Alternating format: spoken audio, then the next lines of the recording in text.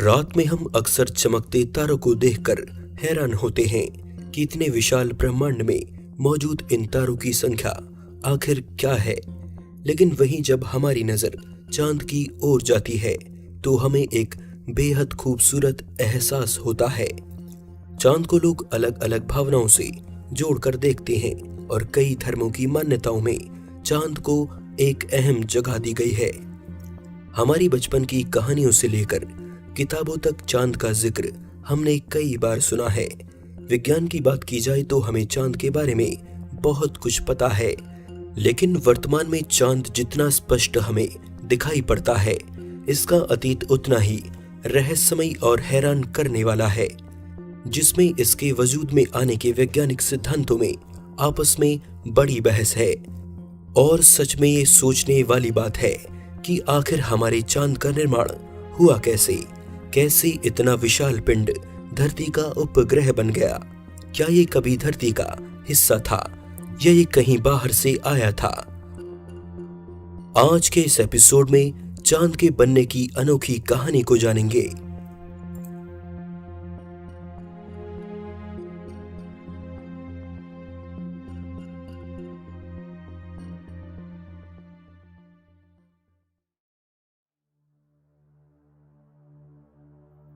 हमारे चांद के वजूद में आने की कई थ्योरीज आज हमें पता हैं, लेकिन उन सब की शुरुआत आज से 4.5 अरब साल पहले होती है। शुरू में जब हमारा सौर मंडल बन ही रहा था, उस समय ये आज के जैसा नहीं था, जिसमें कुछ प्लैनेट्स उसके बीच मौजूद सूर्य के चक्कर लगाते हों, बल्कि इसकी जगह यहाँ मौजूद थी धूल और गैस से भरी एक विशाल डिस्क, जिसके अंदर गैस संपीड़ित होकर इसे गोल गोल घुमा रही थी। जो पदार्थ सबसे ज्यादा डेंस यानी ठोस था, वह डिस्क के घूमने की वजह से उसके केंद्र में आ गया था और फिर हमारे सूर्य ने जन्म लिया। सूर्य के जन्म के बाद इसके आसपास मौजूद गैस का वो बादल थोड़ा छट गया। बचे हुए पदार्थ के आपस में मिल जाने से हमारे सौर मंडल के बाकी प्लैनेट्स वजूद में आए, जैसे कि हमारी धरती। लेकिन ऐसा नहीं है कि हमारे सौर मंडल में मौजूद ग्रहों की संख्या जितनी आज है उतनी उस समय रही होगी, बल्कि उस समय हमारे सौर मंडल में तैर रहे विशालकाय और भारी पिंडों की संख्या काफी ज्यादा थी, जो उस समय तक इधर उधर भटकते रहे जब तक कि उन्हें अपने से बड़े पिंड की ग्रेविटी के प्रभाव में आकर परिक्रमा करने के लिए एक स्थिर रास्ता नहीं मिल गया। माना जाता है कि ऐसा ही एक पिंड हमारी धरती के प्रभाव में आया और हमारा चांद बन गया। उस समय बेहद करीब से गुजरे इस पिंड को धरती ने हमेशा के लिए अपना बना लिया, जो इसकी परिक्रमा करने लगा। विज्ञान में सिद्धांत को कैप्चर थ्योरी कहा गया। सैद्धांतिक तौर पर ऐसा कहना सही हो सकता था, लेकिन इसे सच मानने के लिए वैज्ञानिकों को ठोस सबूत चाहिए थे। इस थ्योरी का सबसे बड़ा आधार ये बात थी कि अगर चांद वाकई कैप्चर थ्योरी के हिसाब से धरती के प्रभाव में आया था, तो इसकी प्रकृति भौगोलिक तौर पर धरती से अलग होनी चाहिए थी। यानी चांद और धरती जिस पदार्थ से बने थे वो पूरी तरह से अलग होने चाहिए थे। तभी ये सिद्ध हो पाता कि वाकई चांद और धरती अलग अलग तरह से वजूद में आए और बाद में ग्रेविटी से आकर्षित होकर ये एक दूसरे के साथ आ गए। इसके लिए हमें चांद और धरती की चट्टानों की आपस में तुलना करने की जरूरत पड़ी। हमें चंद्रमा से कलेक्ट किए चट्टानों के टुकड़ों और ठीक उसी के जैसे धरती पर पाए गए चट्टानों के सैंपल्स चाहिए थे। इसके लिए सबसे सटीक टुकड़े मिनरल्स के साबित हुए, क्योंकि इस तरह के चट्टानी टुकड़े धरती पर ज्वालामुखी वाले इलाकों में पाए जाते हैं। अनॉर्थोसाइट ऐसे ही नमूनों में शामिल है, जो कि मैग्मा के ठंडा होकर जमने से बनता है। इसकी एक खास बात यह भी है कि हल्का होने की वजह से ये किसी भी चट्टान के सबसे ऊपरी भाग पर जमा हो जाता है, जिससे इसमें समय के साथ अशुद्धियां नहीं आती।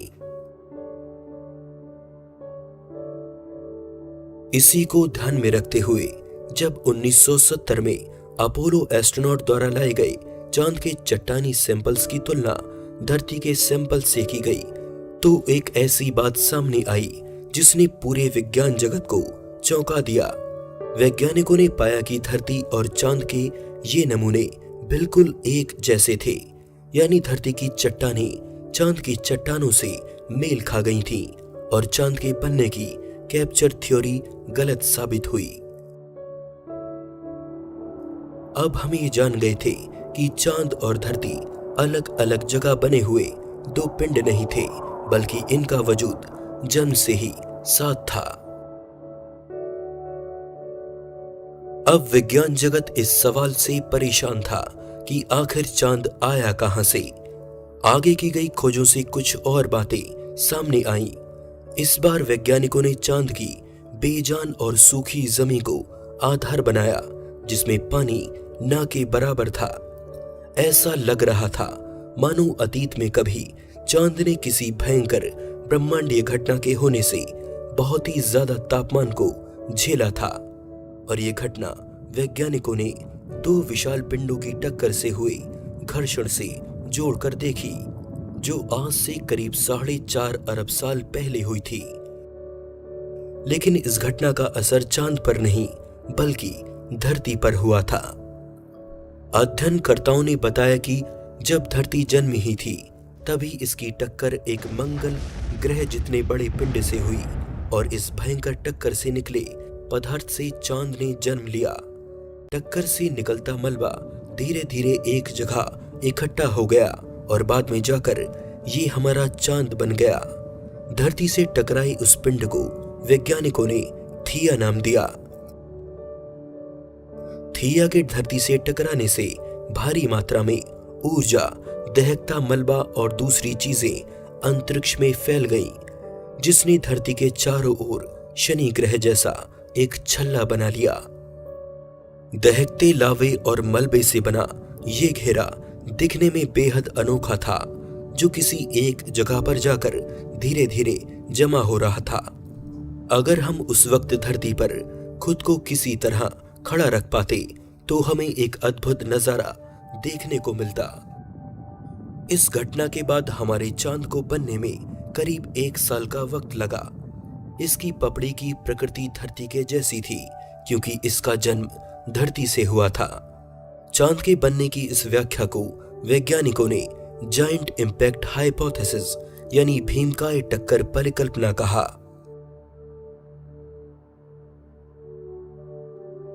ये थ्योरी विज्ञान जगत में सबसे ज्यादा सही मानी गई, क्योंकि ये चांद के जन्म से जुड़े ज्यादातर सवालों के जवाब देती थी। लेकिन अब भी इस थ्योरी में कुछ कमी थी, और इस कमी का पता तब लगा जब हमने चांद के उस हिस्से में अपने मिशंस भेजे जो धरती से दिखाई नहीं देता।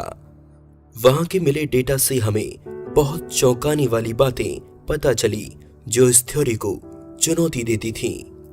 वैज्ञानिकों को इस बात के सबूत मिले कि उस टक्कर से केवल चांद ही नहीं बल्कि चांद के आकार से छोटा एक और पिंड उस वक्त वजूद में आया था, जिसे हम चांद का जुड़वा भी कह सकते हैं।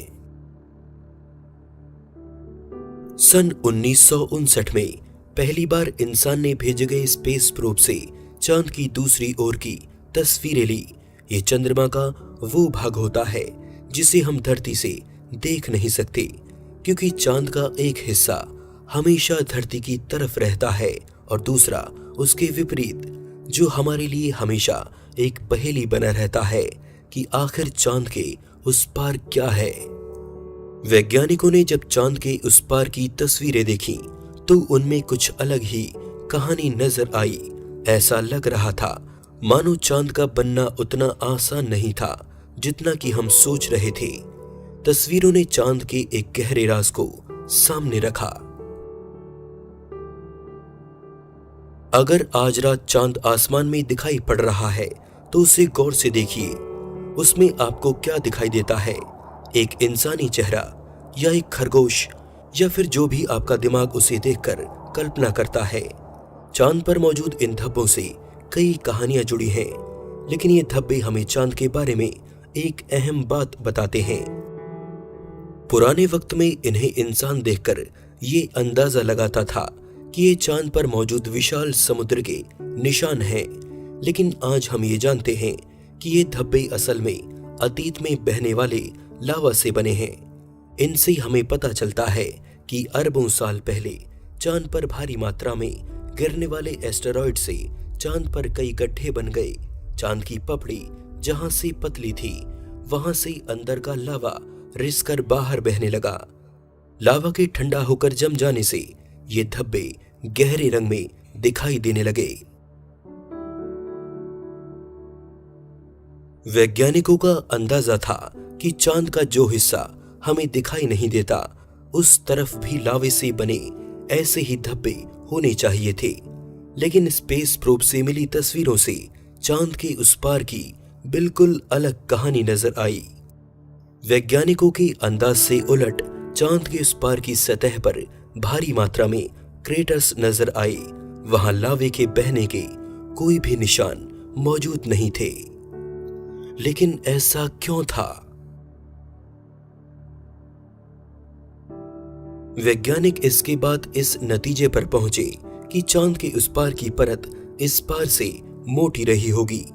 परत के मोटे होने से एस्टेरॉयड की टक्कर से भी लावा रिसकर बाहर नहीं आ पाया और वहां सिर्फ उनकी टक्कर से बने गड्ढे ही शेष रह गए। इसके बाद के मिशन से नासा ने भी ये कंफर्म किया कि चांद के उस पार की परत इस पार से 30 मील ज्यादा मोटी है। नासा के इस बयान से ये तो साबित हो गया कि चांद के दोनों तरफ की परत एक दूसरे से अलग है। लेकिन ये बात अब भी राज बनी हुई थी कि आखिर ऐसा क्यों है? क्यों एक ही पिंड की दोनों साइड एक दूसरे से अलग हैं? आने वाले कई सालों तक ये रहस्य ही बना रहा, जब तक कि एक नई परिकल्पना सामने नहीं आई। वैज्ञानिकों ने माना कि थिया की टक्कर से एक नहीं बल्कि 2 विशाल पिंडों का जन्म हुआ था। उस समय धरती के चारों ओर बने दहकते मलबे से 2 चंद्रमाओं ने जन्म लिया। छोटे आकार का चंद्रमा बड़े का पीछा करते हुए उससे टकरा गया, लेकिन ये टक्कर दूसरी टक्कर जितनी तेज नहीं थी, बल्कि ये धीमी गति से हुआ एक टकराव था, जिससे दोनों पिंडों के मिलने से एक बड़े चंद्रमा का जन्म हुआ। छोटे पिंड ने चंद्रमा के उस पार की सतह से टकराकर उसे पूरी तरह से कवर कर लिया, जिससे पहले से ज्यादा मोटी परत तैयार हुई। विज्ञान की इस कल्पना ने चांद के दोनों तरफ की परत के रहस्य से पर्दा तो उठा दिया, लेकिन अब भी विज्ञान जगत से जुड़ा एक बड़ा तबका इससे पूरी तरह से सहमत नहीं है। वे मानते हैं कि अब भी ये चांद के बनने की पूरी और सही एक्सप्लेनेशन नहीं है। लेकिन आधुनिक विज्ञान के पास शायद इसका भी जवाब है। इसके लिए हमें हमारी धरती से 480 प्रकाश वर्ष दूर एक ऐसे दहकते ग्रह का अध्ययन करना होगा जहां जीवन के लिए कोई जगह नहीं है। धरती से 480 लाइट ईयर दूर मौजूद है प्लेनेट कोरोट 7b। हमारी धरती अपने सूर्य से जितनी करीब है, ये अपने तारे से उससे 60 गुना ज्यादा करीब है। और जिस तरह से चांद का एक हिस्सा धरती की तरफ रहता है, इसका भी एक भाग हर समय अपने सूर्य से निकलती भीषण गर्मी को झेलता है, जिससे इसकी कठोर चट्टानी सतह पिघलकर मैग्मा में बदल जाती है। लेकिन वहीं प्लेनेट के दूसरी तरफ, जहां सूर्य की गर्मी नहीं पहुंच पाती, वहां का तापमान ठंडा और सतह कठोर बनी रहती है। वैज्ञानिकों ने इसी प्लेनेट के हालात को आधार बनाकर अपने चांद के दोनों तरफ की परतों के अलग अलग होने के रहस्य को सुलझाने की कोशिश की है, जो काफी हद तक सही लगती है। जब वे लोग इस प्लेनेट का अध्ययन कर रहे थे, तब अचानक से उनके मन में एक बात आई। जब हमारी धरती और चांद ने जन्म ही लिया था, तब धरती इस पर हुई भारी टक्कर के घर्षण से काफी गर्म थी, और इस बात के सबूत हमें मिल चुके हैं कि उस वक्त चांद धरती के बेहद करीब था, जो समय के साथ धीरे धीरे धरती से दूर होता गया। कोरोट 7b की तरह ही हमारे चांद के एक हिस्से को उस वक्त धरती से निकलती गर्मी ने पिघला दिया होगा, जिससे धरती की तरफ की परत पतली हो गई, जबकि जो हिस्सा धरती से सीधा संपर्क में नहीं था वहां की परत मोटी बनी रही। ये एकमात्र ऐसी व्याख्या है जो चांद के जन्म से जुड़े लगभग हर सवाल का जवाब देती है। यहाँ हम ऐसी घटना की बात कर रहे हैं जो हमसे अरबों साल पहले घटी थी और जिसके ठोस सबूत ढूंढ पाना लगभग नामुमकिन है। इसलिए यहाँ हम ऐसी परिकल्पनाओं को आधार मानते हैं जिससे हमारे सभी सवालों का जवाब मिल सके। उस समय जब धरती की सतह हजारों डिग्री के तापमान पर उबल रही थी, जिसने हमारे चंद्रमा को जन्म दिया। शुक्र है आज धरती की सतह काफी ठंडी हो चुकी है, लेकिन धरती अपनी कोर में आज भी तप रही है। यहाँ पर ज्वालामुखी गतिविधियां होती रहती हैं। पहाड़ों की श्रृंखलाएं लाखों सालों के अंतर से धरती में समा जाती हैं और कुछ नई श्रृंखलाएं बनती हैं। यानी धरती हर तरह से जीवित है, लेकिन चांद के साथ ऐसा नहीं है। हमारे चंद्रमा की कोर भौगोलिक तौर पर बेजान है, लेकिन अब कुछ नई और रहस्यमयी घटनाओं को देखकर ऐसा लगता है कि हम चांद के बारे में अब भी गलत हैं। कई दशकों से एस्ट्रोनॉमर चांद पर छोटे छोटे विस्फोटों की रोशनी देखने की बात करते हैं। कईयों ने चांद पर हल्के लाल रंग की ऐसी चमक देखी है जो कई मिनट तक बनी रहती है। तो क्या इन अनजान लाइट से ये समझा जाए कि आज भी हमारा चांद अंदर से जीवित है? भले ही आज हम विज्ञान का सहारा लेकर कुदरत के रहस्य को सुलझाने में सक्षम हैं, लेकिन ऐसा लगता है मानो जैसे एक राज के सुलझते ही कुदरत हमारे सामने फिर से एक नई पहेली खड़ी कर देती है और हमें इंसान होने का एहसास कराती है।